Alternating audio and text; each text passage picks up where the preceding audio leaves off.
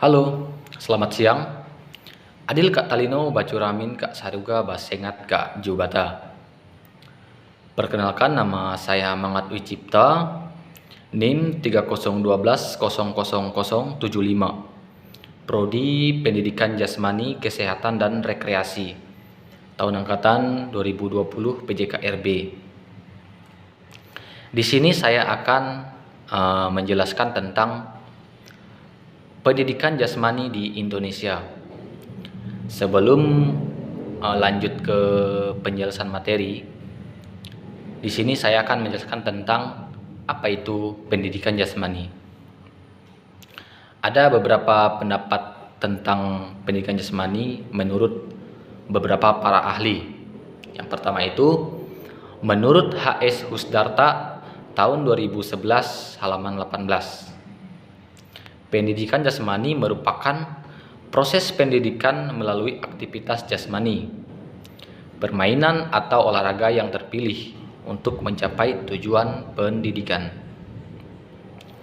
Yang kedua itu menurut Agustus Woro, DM, dan Fitriani tahun 2008 halaman 13. Pendidikan jasmani adalah proses pendidikan dengan pengalaman belajar melalui aktivitas jasmani yang dilakukan secara sadar, sistematis, dan intensif guna merangsang pertumbuhan dan perkembangan fisik, motorik, berpikir, emosional, sosial, dan moral.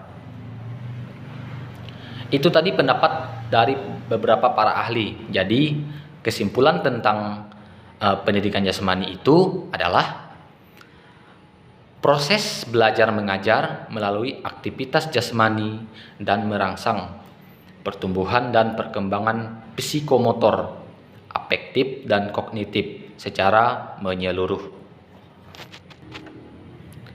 Baik, selanjutnya adalah sejarah singkat pendidikan jasmani di Indonesia. Adapun pendidikan jasmani di Indonesia telah menjadi kajian akademik sejak tahun 1941 dengan didirikannya Lembaga Akademi Pendidikan Jasmani atau LAPD di Surabaya, dan telah mengalami beberapa kali perubahan nama karena dipengaruhi oleh dinamika sosiopolitik dan kebutuhan mendesak pada masa penjajahan.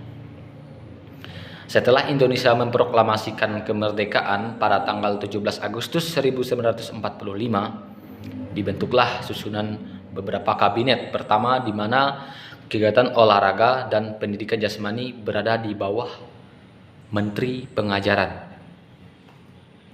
Pada waktu itu pendidikan jasmani dipergunakan di lingkungan sekolah, sedangkan olahraga digunakan untuk kegiatan olahraga di masyarakat yang berupa cabang olahraga.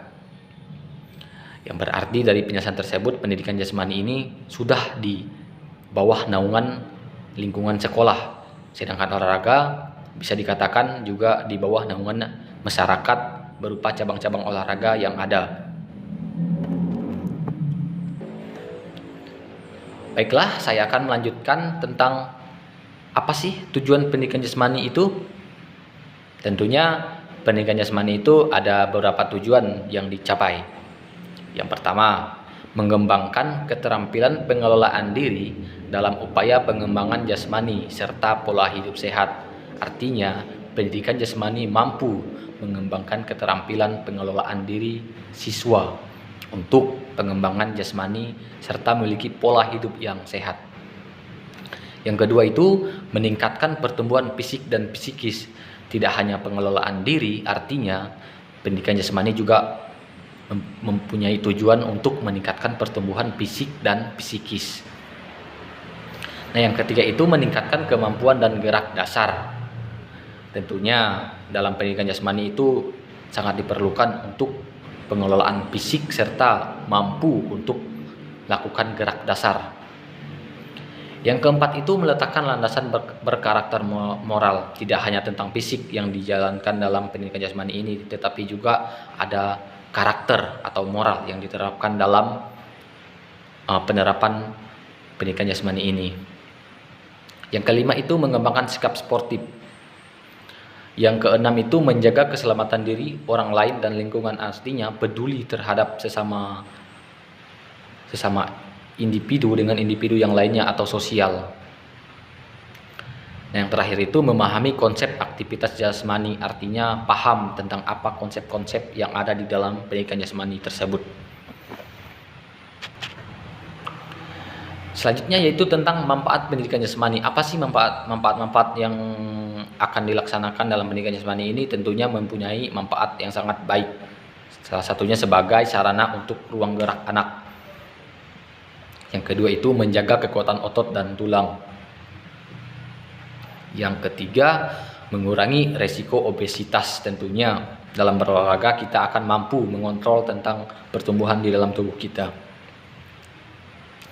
Yang keempat itu mampu mengurangi resiko diabetes dan hipertensi, sama dengan mampu mengurangi resiko obesitas tadi.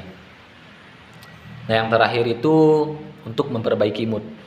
Setelah lamanya kita menjalankan misalnya kehidupan individu seperti bekerja, sekolah, kita juga dalam pendidikan jasmani itu sebagai salah satu untuk memperbaiki mood. Nah, itu tadi beberapa manfaat yang dijalankan oleh pendidikan jasmani. Selanjutnya kita akan lanjut ke fungsi pendidikan jasmani di sekolah. Adapun fungsinya adalah sebagai bagian integral dari pendidikan, akan membantu para siswa untuk dapat menjalani proses pertumbuhan dan perkembangan secara optimal, baik fisik, motorik, mental, dan sosial. Jadi sebagaimana dijelaskan tadi, pendidikan jasmani itu sebagai bagian integral, sebagai di dalam diri kita dari pendidikan, akan membantu para siswa untuk menjalani proses pertumbuhan. Yaitu tadi fungsi dari pendidikan jasmani itu tadi. Nah, di sini saya akan memberikan beberapa contoh dari 5 bentuk kebugaran jasmani. Yang pertama itu ada sit up, push up, back up, squat jump, dan lari di tempat. Itu salah satu bentuk kebugaran jasmani yang akan diterapkan dalam pendidikan jasmani di sekolah maupun di luar sekolah. Kebugaran jasmani juga memiliki sekitar 10 komponen seperti kekuatan atau strength, daya tahan atau endurance, daya otot, muscular power, kecepatan, speed, kelenturan, flexibility, kelincahan, agility, koordinasi, keseimbangan, dan reaksi.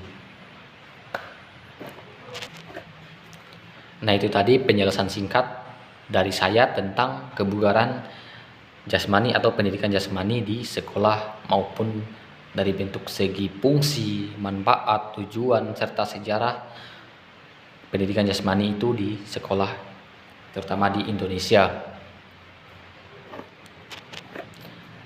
Sekian dari tugas video saya atau penjelasan dari saya.